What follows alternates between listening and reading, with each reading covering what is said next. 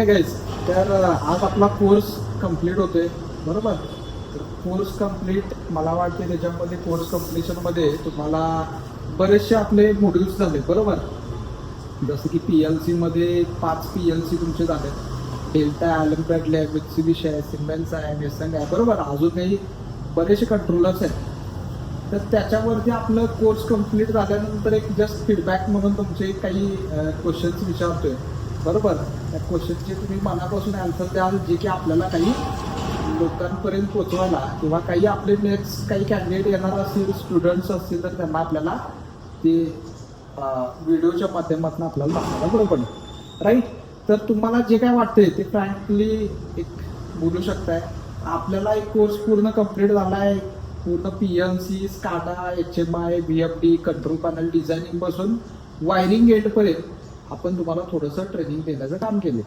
एक DS automation म्हणून training देण्याचं काम केलं. एक समजून चला, एक मी ट्रेनर असेल, मॅडम असेल किंवा कुणी असेल, तर तुम्हाला इथलं ट्रेनिंग कल्चर ॲज वेल आज जे काय प्रॅक्टिकल ओरिएंटेड ट्रेनिंग आहे याबद्दल कोणाला काय बोलायचं असेल तर तुम्ही नक्कीच बोलू शकताय. जे की तुम्हाला तुमची जे ओन वर्ड्स असतील, तुमची जी लँग्वेज असेल त्या पद्धतीने तुम्ही बोलू शकता. मराठीत तर मराठीत, काय प्रॉब्लेम नाही. कसं आहे ते आम्ही दोघं ऑनलाईन करतो, त्यामुळे कसं आम्हाला म्हणजे टीचिंग तर आम्हाला एक नंबरच झालेला आहे. त्यामुळे काही एवढा काही विषय नाही. पण प्रॅक्टिकल आम्ही ऑफलाईन झालोय, त्यामुळे काय आम्हाला काय ते क्लिअरच आहे. त्यामुळे एवढा काही विषय आलेला नाही. ओके, तुम्ही काय बोलू शकता शिवेंद्र? हो सर, जसं की तुम्हाला माहिती आहे की माझं डोमेन मास्टर्ससाठी होते आणि मी माझा डोमेनसाठी ऑटोमेशन सिलेक्ट केलेला. तर त्यासाठी मला तुमचं नाव सुचवलं गेलं की PLC आणि SCADA तुला जर कोर्स करायचा असेल तर तू सरांकडे म्हणून. आणि मी त्याप्रमाणे आलो. तुम्ही मला सगळी माहिती नीट समजावून सांगितले. आपले दोन हे आहेत मॉड्यूल आहेत की ऑनलाईन पण लेक्चर्स आणि ऑफलाईन पण आहेत. पण सारखं तिथून इथे यायला जमलं नाही.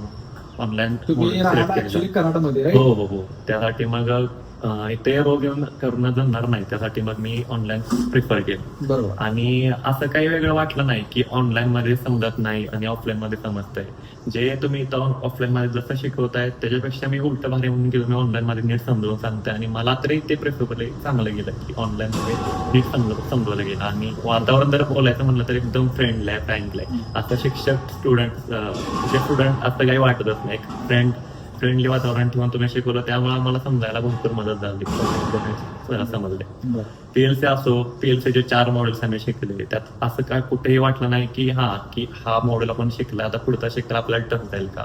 त्या रिलेटेड तुम्ही आम्हाला नीट समजावून सांगितलं की कसं तुम्ही ते नॉलेज पहिला PLC शिकून दुसऱ्या PLC वर तुम्ही अप्लाय करू शकता. हे एक इंटरलिंकिंग आहे जे शिकण्यासाठी, जे प्रत्येक मॉडेल शिकण्यासाठी ते तुम्ही एकदम नीट समजून सांगितलं. त्यात काही इश्यूच नाही. त्यामुळं हे नॉलेज आम्ही आत्ता शिकलोय ते पुढे जाऊन नक्कीच पुढे उपयोगी येईल आम्हाला. आणि असा होतं बऱ्याच वेळेस की एक कोर्स केलाय आणि तो कोर्स एक 5-6 महिने जाऊन थोडं ना थोडं आपण विसरून जातो. पण या बाबतीत असं वाटत नाही की हे पुढे जाऊन विसरेन, कारण की ज्या भाषेत आम्ही समजू शकतो त्याच भाषेत तुम्ही शिकतो. मग काही इश्यू येणार. पण आणि काही सांगता की तुम्ही ज्या पद्धतीने आम्हाला गायडन्स केलं, म्हणजे समजा आता जे आम्ही ऑनलाईन होतो, पण तुम्ही आम्हाला असं पण होतं की बाबा हा करतोय का म्हणून तुम्ही स्क्रीन शेअर करून ठेवायला होतं. त्यामुळे आमचं कसं होतं की भीती होती की बाबा आता करायचंच आहे, केलंच पाहिजे, सर बघणार आहे. त्यामुळे एवढा काही ऑफलाईन जरी असलं काय भेटायला लागले की आपल्याला एक पॉझिटिव्ह पॉइंट्स मिळायला लागले की बाबा ऍक्च्युली आपल्याला म्हणजे जसं की स्क्रीन शेअरिंगचा पार्ट आहे. काही जण करतात, काही जण करतच नाही. बरोबर. ऍक्च्युली जे इंटरेस्टेड चांगल्या पद्धतीनं असतात ते सगळेजण म्हणजे त्यांनाच आपण काय करतो की प्रॉपर ऑनलाईन गायडन्सला ऑफर करतोय. जसं की तुम्ही त्याच्यामध्ये स्वतः पर्टिक्युलर स्क्रीन शेअर करून मला करायचं आहे या दृष्टिकोनात सुद्धा तुम्ही घरात पण करू शकताय. ऍक्च्युली तुमच्या माध्यमातून तुम्ही दाखवलेच बरोबर. सो ऑफलाईन पण मॉडेल आपल्याला कसं आहे इझी पडते. बरोबर. जसं ऑफलाईन जरी असलं तरी तेच तुम्ही तेच शिकवताय, ऑनलाईन जरी असलं तेच. त्यामुळे काय एवढा इश्यू आहे. अजून काय तुम्हाला चेंजेस करावे वाटत असतील तरी पण तुम्ही जाताना सांगू शकता. ठीक आहे, हे झाले सगळे चांगले पॉईंट झाले. कुठला वीक पॉईंट असेल तरी पण तुम्ही सांगू शकता. प्राजक्ता तुम्हाला काय बोलायचं का हो? मी ऑफलाईनच केले. तुम्ही जेवढं शिकवलं ते कळलंय आणि ज्या गोष्टी कळत नव्हत्या त्या पण तुम्ही नीट सांगितल्या. आणि ऑफलाईन आणि ऑनलाईन मध्ये फरक नाही, सेम.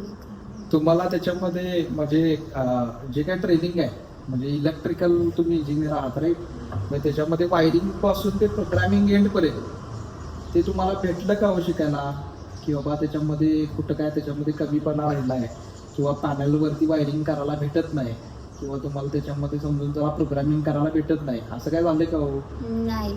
त्याच्यामुळे- ज्या गोष्टी करता येत नव्हत्या त्या तुम्ही समजावून सांगून करून घेतल्या, वायरिंग वगैरे करून घेतलं, बरं, त्यामुळे काय पण. ठीक आहे. ओके, पुढे त्याचा यूज होईल नक्की 100%.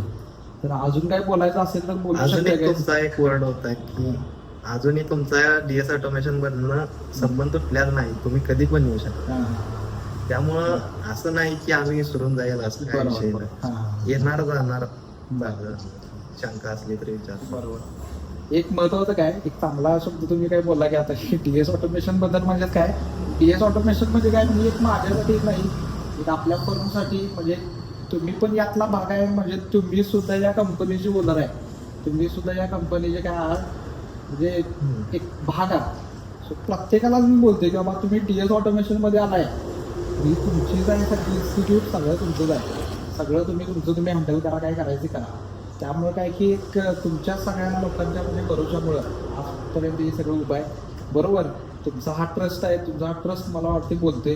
बरोबर, सो त्याबद्दल मनापासून धन्यवाद, थँक्यू म्हणत एवढं कमीच आहे. पण एक जस्ट अजून एक बोलायचं होतं की काय बाबा की आपण एक प्लेसमेंट सुद्धा आपण त्याच्यामध्ये गॅरंटेड ऑफर करतोय पोरांना, पण कॅन्डिडेट्सना किंवा स्टुडंट्सना आपण ज्यावेळेला प्लेसमेंट प्रोव्हाइड करतोय, आता आपल्या बॅचमेट्स आपले बॅच जे मध्ये कसं तुमची आहे, सकाळची एक बॅच होती, एक संध्याची एक बॅच होती. आपल्या बॅच मध्ये जवळपास मला वाटते एक 12 स्टुडंट्स होते. तर झाले का हो सगळेजण प्लेस?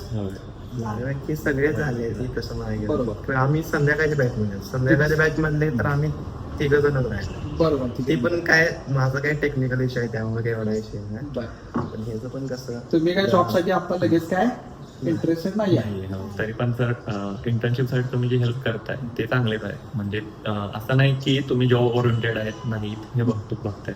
मला आता गरज आहे इंटर्नशिपची, तर ते पण तुम्ही प्रोव्हाइड करताय.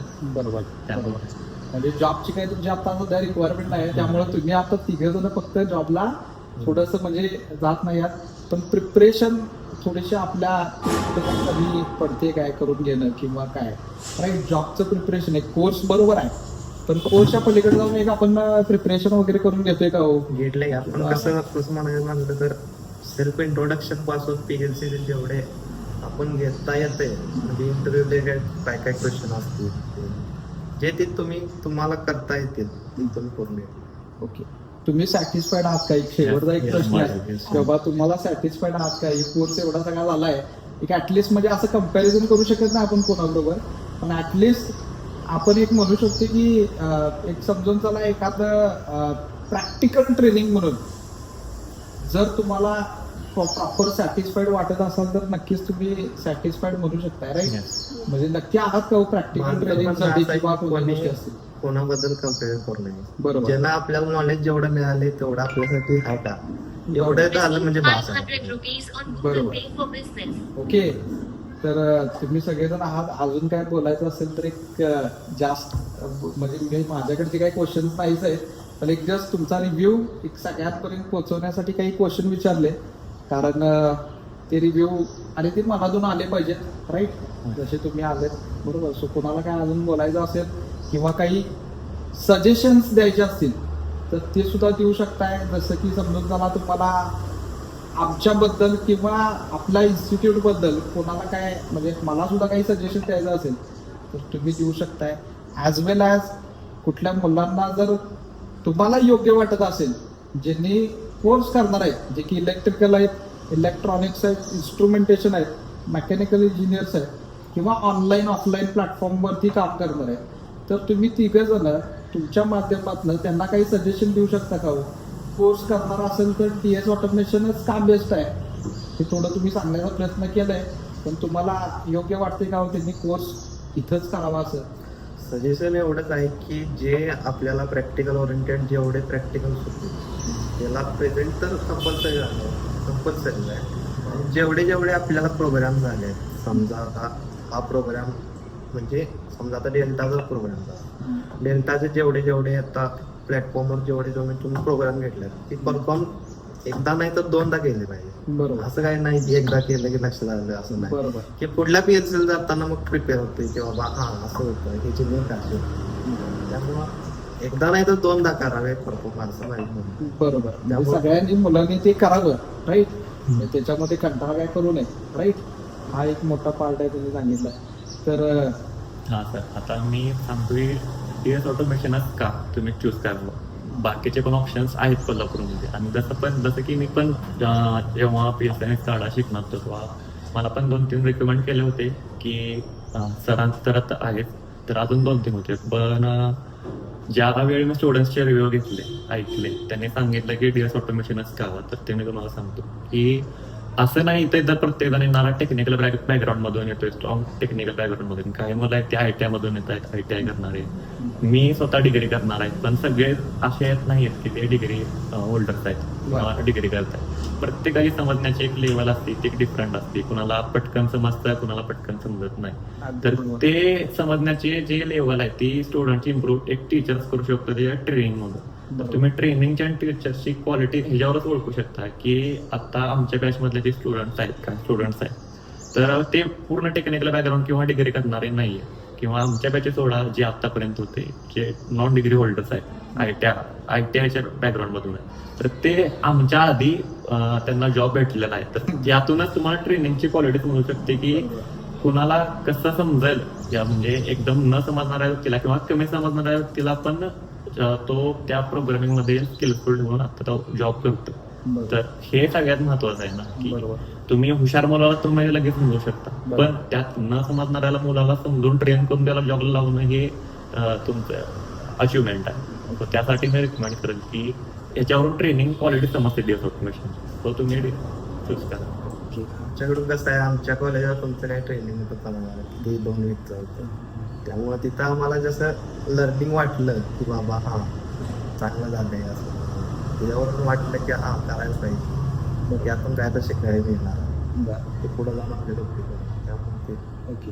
प्राजक्त तर तुम्ही काय केला कोर्स? मला ऑटोमेशन मध्ये इंटरेस्ट होता आणि मला थोडं प्रॅक्टिकल नॉलेज कमी होतं. खरं ते इथे चांगल्या प्रकारे मिळतं अशी इन्फॉर्मेशन मिळालेली म्हणून इथे ठीक आहे. ठीक आहे गाईज. Okay. सो थँक्यू सर्वांनी चांगले फीडबॅक दिल्याबद्दल. काही सजेशन असतील तर नक्कीच तुम्ही सजेस्ट करू शकताय. ॲज वेल एज DS ऑटोमेशनमध्ये तुम्ही कोर्स केला आहे याचा तुम्हाला नक्कीच फायदा हा 100% होणार आहे.